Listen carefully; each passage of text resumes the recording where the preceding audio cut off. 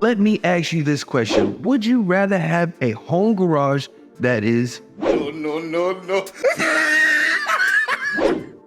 or well organized, well lit, and able for clients to actually come in?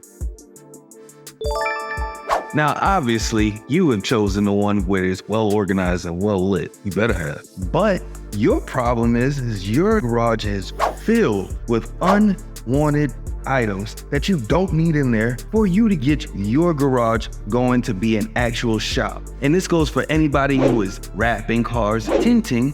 If you want to get more clients in your home garage, then you need to have these 5 things, and I'll even give a few bonuses, removed out of your garage. That way you can get to the $100,000 mark, and I'm gonna show you how. Not only am I going to guide you, but I can also show you what you need to keep or replace. So that way it looks well equipped, well organized. Now let's get to the basics first. You know the things you need, but if you don't, that's what you're here to watch as well. You need good lighting. You need a lot of extension cords or outlets for that. You also need space. You got a 1-car garage? Yeah, you might be able to work it. 2-car garage is better. So let's get those out of the way first. As you can see, we already got lights in here. And this works for car wrapper, window tinters, car detailers, and lastly, car stereo installs. Auto stereo installs, whichever one you want to call it. But all of these can fit in this garage, one at a time now. Just keep that in mind. 1, don't be lazy. Don't just Just move it over a little bit and just get it out of the way, and I can still do what I need to do, and I just work with it. Don't do that. It's not for you.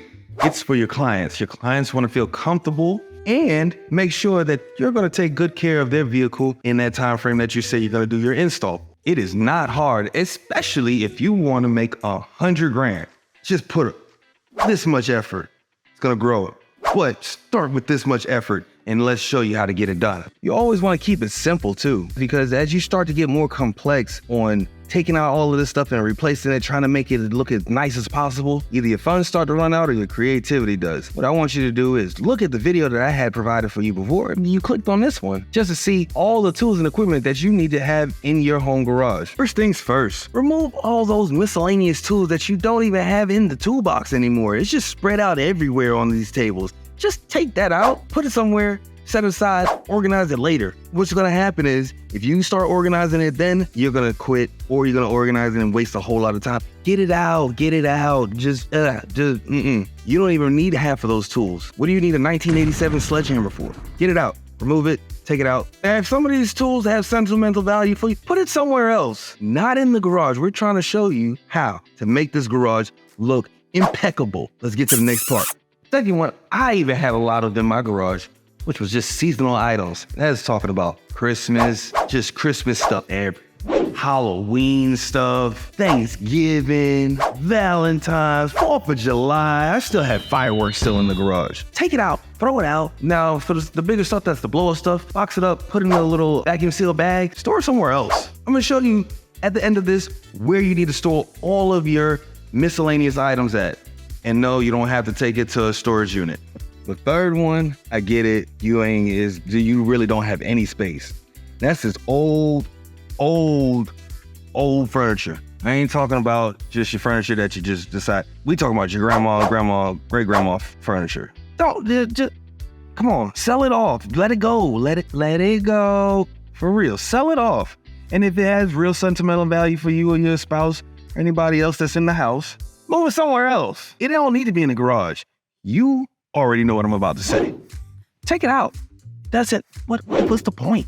Replace it with just some small foldable chairs or some regular lawn furniture. So that way you got more space and you got a little small waiting room. That sounds better, doesn't it? I'm not saying it has to be luxury. I'm just saying it has to be comfortable enough for your clients just to sit there if you're doing a small project. Relax. Enjoy the show. The fourth one, no one wants in there and they just keep letting it pile up. Your trash, throw it out.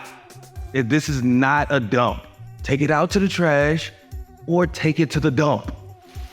Don't leave it in here, okay? Garage already smells, so why would you even leave it in there? Just Look, clean up the smell too. Already smells in your garage because of the trash. I keep it in there. You gotta get the smell out too. The smell and the trash. Look, it's just a trashy situation. You don't want to walk into the garage and your face is all, don't do that. Yes, you can keep a trash can in there so that way you can keep your shop clean, but just don't have it just sitting right there like that. Like, why would you even put just trash, just dump it in? No, don't take it out. Put it where it's supposed to go, not in the garage. And the fifth one that I always tell people you gotta remove out of it, my God, your lawn care products, your weed eater, your lawnmower, your blower, your trimmer, your hedge trimmer, your scissors, your fertilizer. I understand you're storing it. This is not what you need to store it in.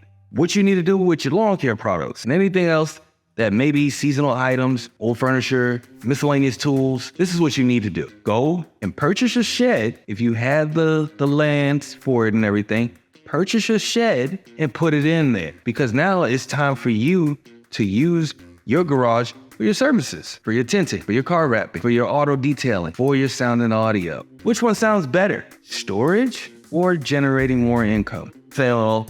It's very easy for you to say, all you just gotta do is just buy it. What if I don't have the space, or what if I can't afford it? Happy to answer that. Let me answer that with a question. Do you or do you not want to generate $100,000 off of your services that you're about to provide?